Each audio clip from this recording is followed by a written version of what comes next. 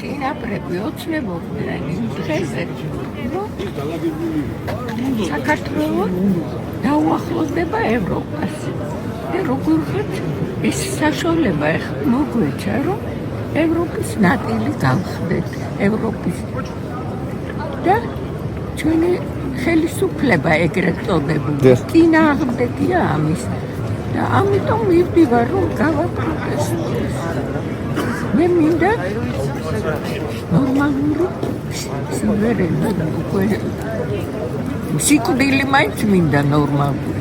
იცით 91 წელს როცა გამოცხადდა დამოუკიდებლობა ჩვენი დირექტორი ენათმეცნიერების ინსტიტუტის ქეთება მომთათიძე შემოვიდა ჩვენთან და მითხრა იცით რამდენი საფლავი მაქვს მოსანახულებელი რამდენმა მთხოვა სიკვდილის წინ რომ ჩამომძახე თუ საქართველოს თავისუფალი იქნება